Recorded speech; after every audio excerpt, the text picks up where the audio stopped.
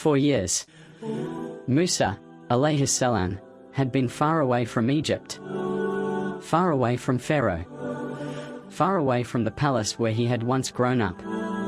His life in Madyan had become peaceful. He had a family. He had work. And for a while, it may have seemed as though his past was finally behind him. But Allah had not forgotten Musa, Alayhis Salam. In fact, Allah was preparing him for the greatest mission of his life. A mission that would take him back to the very land he had once escaped from. Back to Egypt. Back to Pharaoh. But this time, Musa, Alayhis Salam, would not return as a man running for his life.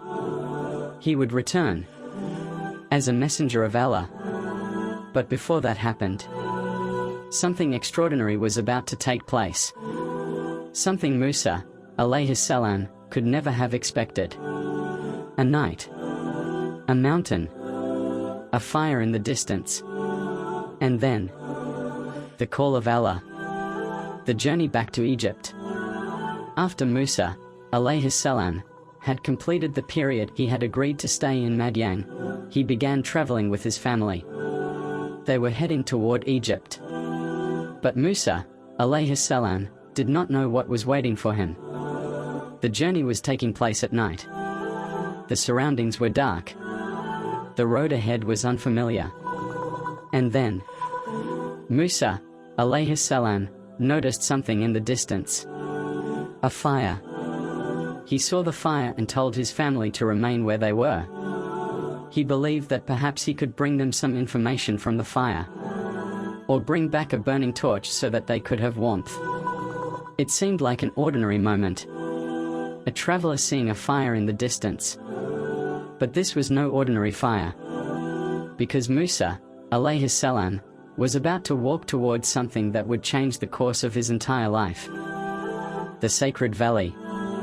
Musa, Alayhis Salam, approached the fire.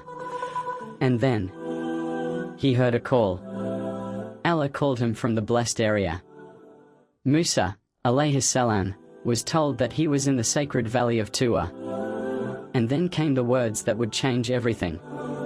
Allah made Musa, Alayhis Salam, understand that he was his Lord. There is no God worthy of worship except Allah. And Musa, Alayhis Salam, was commanded to worship him and establish prayer. Imagine this moment.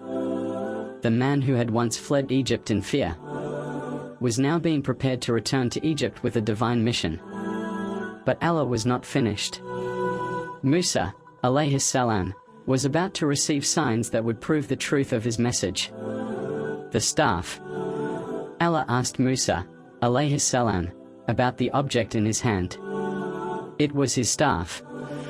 Musa, Alayhis Salam, explained that it was his staff.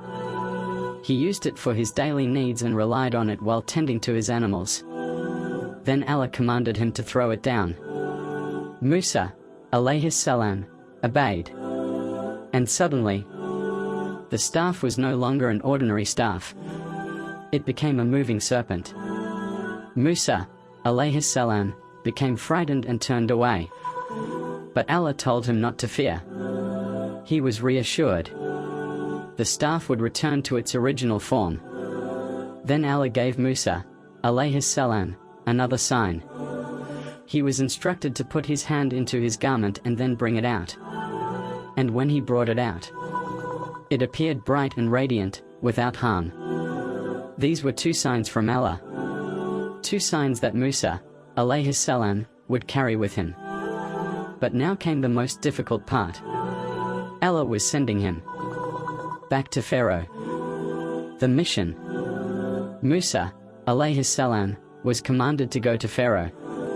The same Pharaoh who had oppressed the children of Israel. The same ruler whose soldiers had once searched for Musa, Alayhis Salam, when he was young.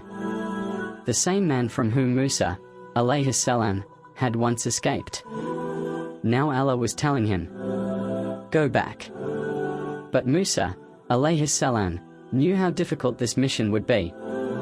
He remembered what had happened in Egypt. He knew Pharaoh's power. He knew that Pharaoh had armies. And he knew that he was going to stand before one of the most powerful rulers of his time. So Musa, Alayhis Salam, turned to Allah with a series of sincere requests.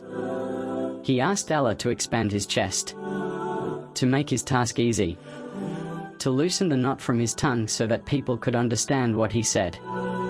And Musa, Alayhis Salam, asked Allah to appoint his brother, Harun, Alayhis Salam. He wanted Harun, Alayhis Salam, to support him in his mission. Musa, Alayhis Salam, knew that this task was too great to face alone. And Allah granted his request. 2 messengers. Now Musa, Alayhis Salam, would not go alone. Harun, Alayhis Salam, would stand beside him. 2 brothers. 1 mission. 1 message. They were being sent to a ruler who had become extremely arrogant. But Allah gave them an important instruction.